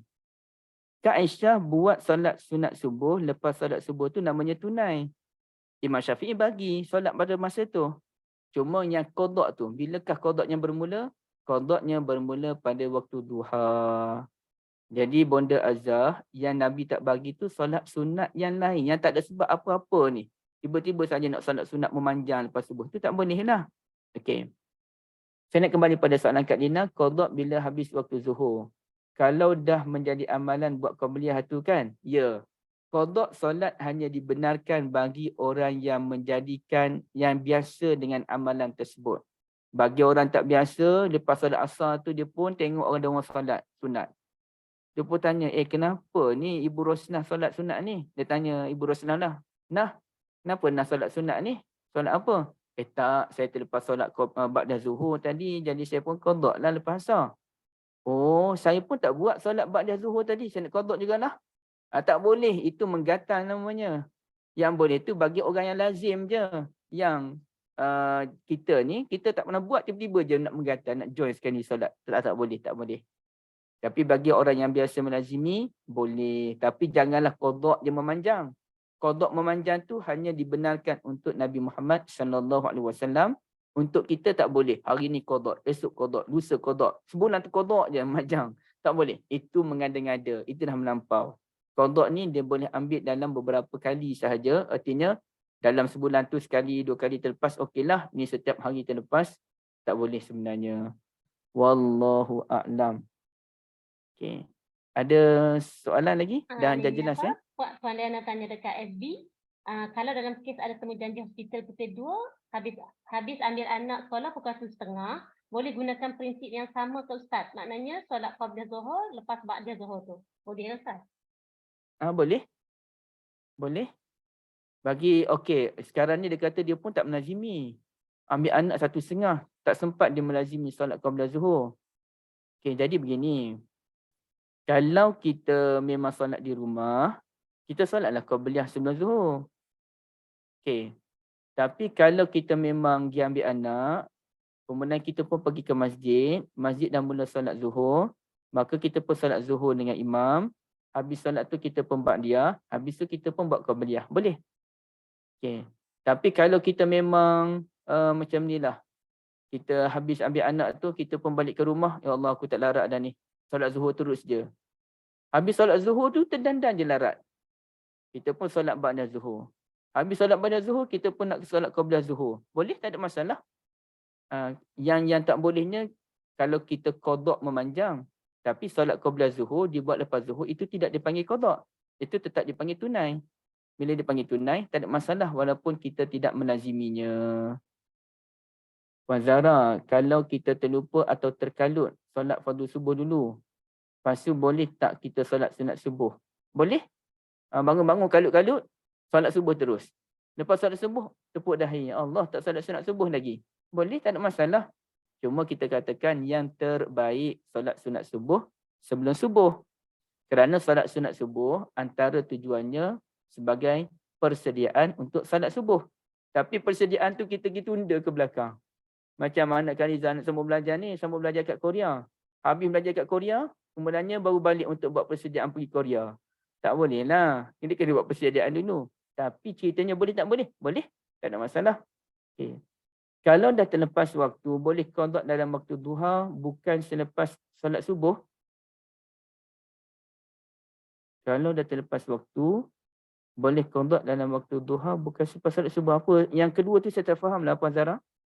Boleh bagi kefahaman balik tak? Solat fajar, solat sunat fajar tu Ustaz, maksud dia.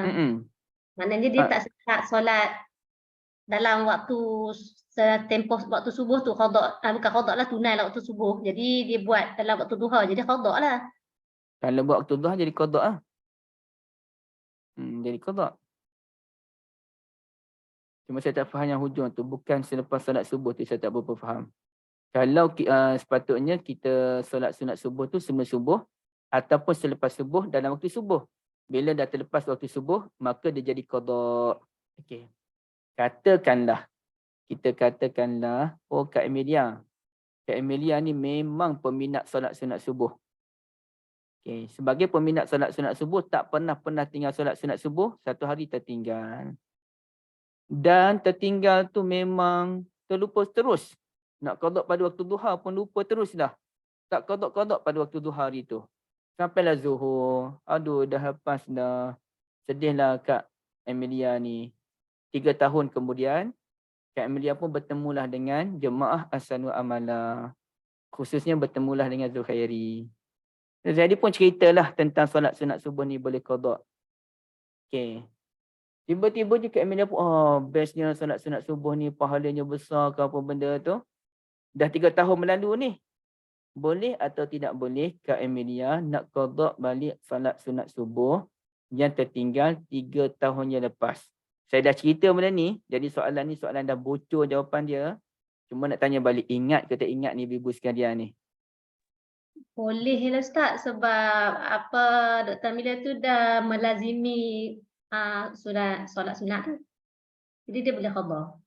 3 tahun dah Kak. Bukan lagi waktu duha itu dah ni, 3 tahun. Imam Syafi'i kata boleh qada pada waktu duha. Situ. Kena ingat poin Imam Syafi'i tu. Boleh qada pada waktu duha. Kak Ana kata boleh, Kak Liza kata boleh. Okey lagi? Ada jawapan lain lagi?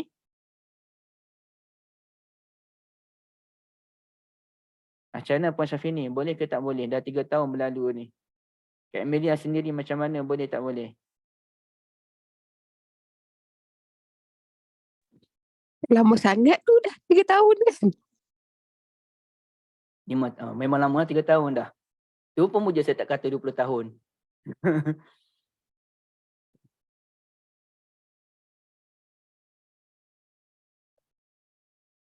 Kayaknya Ustaz masa tu tak ada ilmu lagi Ustaz. Sekarang dah ada ilmu. Maksudnya kita nak qada boleh lah kot. Okey. Jadi jawapannya ialah bagi orang yang melazimi solat sunat macam tu, maka boleh diqada selagi mana nyawa dikandung badan. Maka boleh. 3 tahun ya Allah, boleh qada. Boleh qada ke? Ya, boleh qada. Solat raya pun ya juga. Solat sunat subuh pun ya. Okey, maka qada. Kak Emilia, kalau betul lah benda tu berlaku kan, qada. Saya pun ada qada 3 kali solat sunat subuh yang tertinggal beberapa tahun yang lepas. 7-8 tahun, lagi lama. Kerana saya ingatkan qada tu hanya pada hari itu sampai ke zuhur. Lepas zuhur baru saya teringat, saya belum qada solat sunat subuh. Kita duduk target dah ni, duha nanti aku qada. Terlupa terus. Habis zuhur baru saya teringat. Jadi saya pun terlepas, saya sedih sangat dengan 3 waktu tu saya tertinggal tu. 7-8 tahun lepas. Kemudian barulah saya ada ilmu bahawasanya boleh qada selagi mana nyawa dikandung badan. Jadi berdasarkan petua yang Kak Syida bagi tadi, ada ilmu tadi, maka boleh saya qada. Saya pun qada lah solat sunat subuh yang 3 waktu tersebut. Alhamdulillah. Alhamdulillah. Itu pandangan Imam Syafi'i, mazhab Syafi'i yang paling luas dalam bab qada solat sunat. Ustaz, ada soalan dekat FB daripada Tuan Muhammad Nur Adli. Salam Ustaz, kalau seseorang beramal tanpa mengetahui fadilat, dapat ke fadilat amal tersebut? Jazakallah khairah. Wa antum fajazakumullahu khairah, dapat. Kerana beramal dengan fadilat tak penting. Kita beramal bukan kerana fadilat, kita beramal kerana sunnah. Kerana itu yang dianjurkan, maka kita pun duk baca je. Lepas solat, subhanallah, subhanallah, alhamdulillah, alhamdulillah, Allahu akbar, Allahu akbar 33 kali. Tutup dengan la ilaha illallah wahdahu la syarikalah sampai habis. Tanpa mengetahui apa kelebihan. Tapi Nabi ajar aku nak buat. Maka dapat fadilat. Bahkan itu lebih utama kerana beramal tanpa fadilat. Beramal tu ikhlas kerana Allah Azza wa Jalla, cinta kepada sunnah Nabi. Lagi besar kedudukan dia. Wallahu a'lam. Okay. Puan Syafini tanya, menjadi amanah tu maksudnya dalam 7 hari seminggu tertinggal 2-3 hari dikira menjadi amanah tak Ustaz? Oh, terlalu details.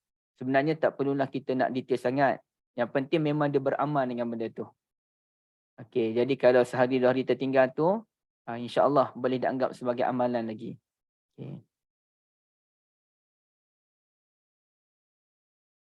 Ustaz, Kak Syida kan belajar dengan Ustaz dia kan. Okey, macam solat ba'diyah tu kan, macam kalau kita dalam perjalanan kan, kita sempat nak berzikir semua masa kereta dan solat dalam kereta, solat sunat tu. Ba'diyah. Ustaz kan, boleh Ustaz kan? Boleh, boleh. Of course lah, solat kat rumah tu lagi tinggi kedudukan sebab kita dapat berdiri, rokok ni yang sempurna. Tapi la yudraku kulluh, la yudraku kulluh. Kalau tak dapat semua, jangan tinggal semua. Maka solat ba'diyah dalam kereta. Saya dulu pun biasa juga Kak Liza, Kak Syida. Kita dalam perjalanan kan. Bukan musafir lah, tapi duduk berjalan letih sangat. Kemudiannya tinggal lanjak solat. Tapi sebelum tinggal solat Zuhur tu, saya pun solat Qobliyah dulu dalam kereta. Kerana bila sampai ke Petronas tu, kita tak nak ambil masa lama. Isteri kita penat, anak kita penat. Kita nak ambil masa yang ringkas untuk solat. Jadi kita solat Qobliyah dulu. Kemudiannya kita solat Zuhur. Kemudian naik kereta, kita solat Ba'diyah balik dalam kereta. Tapi hanya boleh dilakukan oleh profesional sahaja. Okay, macam saya ni taklah profesional bawa kereta, tak. Tapi saya tahu, saya dah biasa, saya tahu macam mana cara nak solat sambil memandu kereta. Tang mana yang sesuai. Okay, tapi kalau kita tak ada keyakinan, maka ulama tidak membenarkan kerana keselamatan nyawa itu lebih utama. Okay, tapi kalau kita boleh anjakkan dulu sampai rumah baru solat, itu yang terbaik. Tapi boleh tak boleh? Boleh. Daripada kita tak buat langsung, baik kita buat. Okay. Saya pernah rasa malas nak solat sunat sebelum Zuhur. Lepas solat fardu Zuhur, tiba je semangat. Boleh, tak ada masalah. Okay. Bangun malam sebelum solat Isyak. Tahajud dulu ke Isyak dulu? Tak boleh Ibu Sharifah solat tahajud dulu. Syarat tu. Syarat tahajud mesti solat Isyak dulu. Syarat. Habis tu kalau Ibu Sharifah bangun solat tahajud bukan main lagi, solat tahajud kemudian baru solat Isyak, maka adakah dikira tahajud? Jawabnya tidak dikira tahajud. Habis tu tak dapat pahala lah. Dapat pahala insya-Allah, pahala solat sunat je. Lagi saya terangkan, lagi yang penting. Makruh melewatkan salatul Isyak. Dalam bangun 4, solat tahajud dulu 2 rakaat, 4 rakaat, baru solat Isyak dekat 4.30. Tak boleh. Solat Isyak kena buat sebelum tengah malam. Ya, solat Isyak kena buat tengah malam. Kecuali yang kita tu tertidur, dimaafkanlah. Tapi janganlah 4 hari seminggu tu tertidur je memanjang. Tak boleh lah. Atau sengaja tak boleh. Kena solat Isyak sebelum tengah malam. Wallahualam.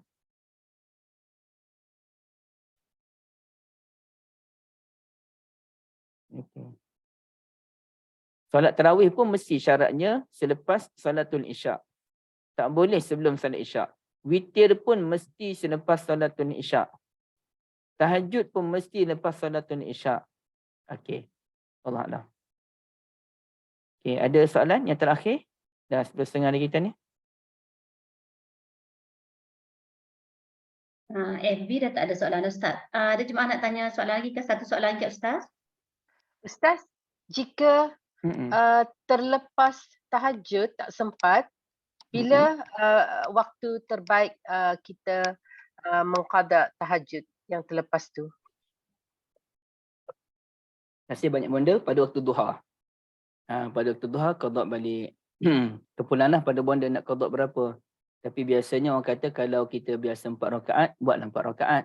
Kalau kita biasa 6 rakaat, buatlah 6 rakaat. Tapi kalau 2 pun okey, tak ada masalah. Okay, last.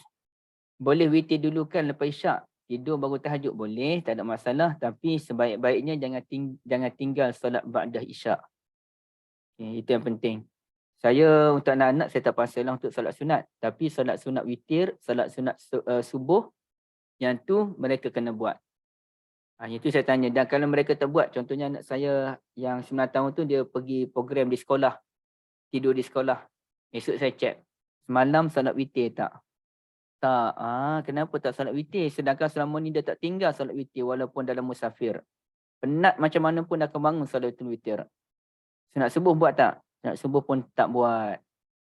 Pengaruh rakan sebaya ceritanya. Pengaruh rakan sebaya. Rakan-rakan tak solat juga dia. Dia orang solat di masjid. Jadi saya kata qada sekarang. Jadi qada witir, saya tak tanya lagi dia dah qada belum solat sunat subuh. Tapi bila dia dah jadi kebiasaan dia tahu. Cuma dalam pendidikan kita kena cerita kenapa. Jadi saya cerita pada dia kenapa kita kena solat sunat subuh. Pahalanya besar, sekian-sekian Nabi sayang apa. Kita cerita. Supaya dia jelas dia beramal kerana cinta dia pada ibadah tersebut bukan kerana paksaan bapa dia. Dan saya sebelum mungkin saya takkan paksa anak saya dalam bab solat. Kita akan mewujudkan keinginan sendiri. Okay. Jadi itu lebih ni lah. Okay, Kak Dina tanya mana lebih utama solat tahajud awal malam ataupun witir? Ataupun witir awal malam maksud Kak Dina? Ya Ustaz, sebab masa kursus solat tu kan, lepas Badiah selalu akak witir. Lepas tu bila kita discuss tu, Ustaz kata boleh sebenarnya buat solat tahajud awal Awal malam. waktu. Dan tak semestinya waktu afdal tu takut tak terbangun kan. So maksudnya bila kita rankkan dia Badiah, solat tahajud dulu ke witir dulu ataupun macam mana? Okey. Maknanya kalau kita nak letak keutamaan memang paling baik ikut sunnah Nabi pun. Dia kena solat Ba'diyah dulu, kemudian solat tahajud 2 rakaat. Itu kan menjadi amalan Nabi SAW. Solat tahajud 2 rakaat lepas Ba'diyah. Lepas tu barulah solatul witir. Okey, tapi ceritanya kalau kita tak larat. Macam ni Kak? Okey. Tengah mendengar. Okey, sorry. Kalau kita tak larat, maka kita ambil witirnya dulu. Okey, maknanya kalau bangun, kita solat tahajud. Sekarang ni penatlah, Kak Nina pun penat dengan kerja. Ke sana ke sini, balik-balik pun dah lewat. Penat sangat. Nak solat ba'da isyak pun tak larat. Ini cerita tak larat betul lah ni.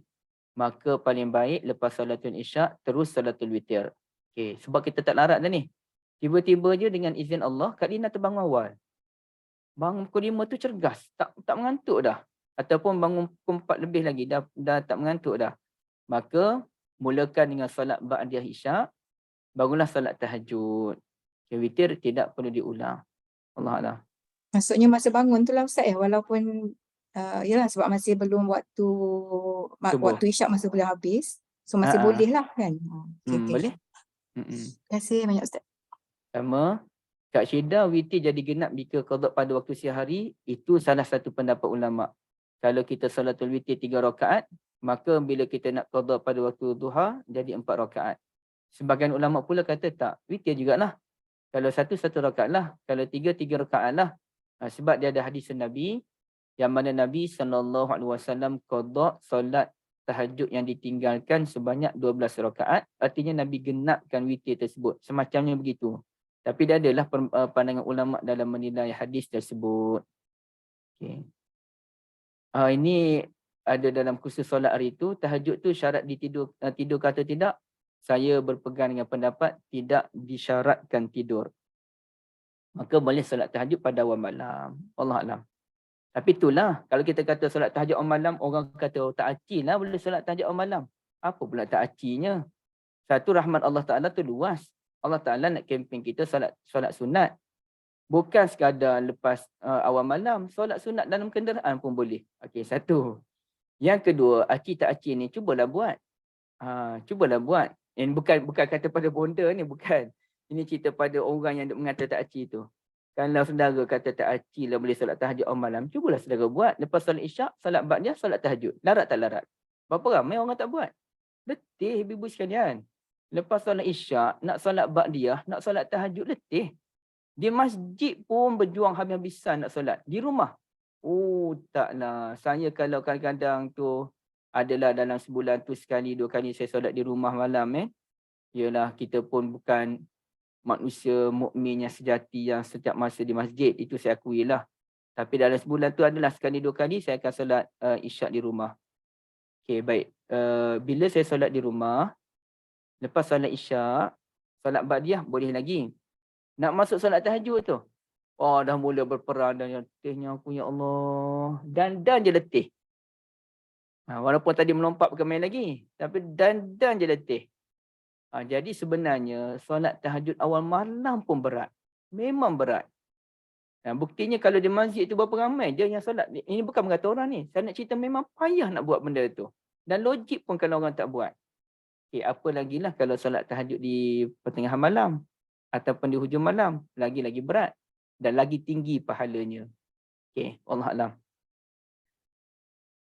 Okey, kita berakhir di sini Kak Liza, ibu-ibu. Siapa yang orang KL dan orang Selangor kat sini, saya nak ambil kesempatan, saya nak ajak datang ke office kami pada hari Ahad nanti.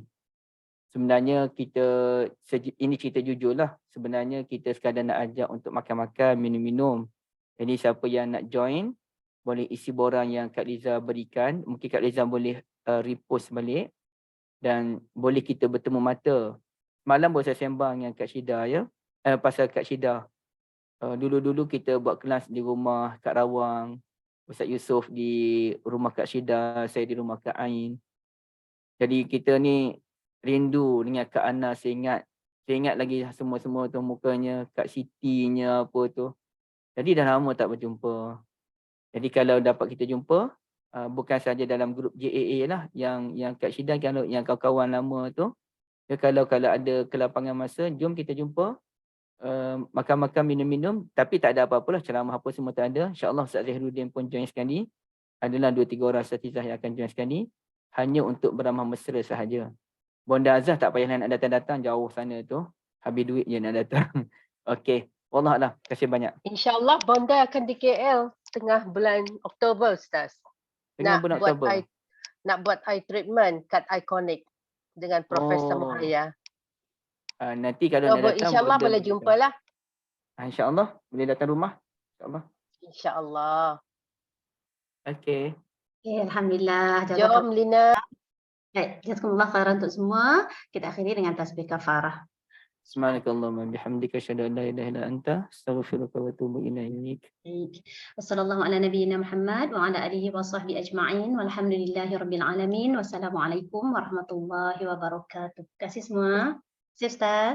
Terima kasih. Terima kasih. Terima kasih semua. Terima kasih semua. Terima kasih semua. Assalamualaikum warahmatullahi wabarakatuh. Assalamualaikum Kita warahmatullahi jumpa pagi esok dengan Ustaz Syami. Kalau tak ada apa arah dan melintang, mudah-mudahan apa kesempatan tu boleh pergi lakukan kepada urusan kalau boleh jumpa Ustaz Zul, orang Muslim Ustaz Zul. Yang paling best dia Ustaz depan dia, Ustaz Zahirul yang pernah ada tu. Mesti gelak jumpa dia. InsyaAllah jumpa lagi. Terima kasih semua, jumpa lagi ya. Itu saya akan kasih sama Kak Nasimah. Terima kasih semua, saya akan kasih kita lepas. Assalamualaikum warahmatullahi wabarakatuh. Waalaikumsalam warahmatullahi wabarakatuh.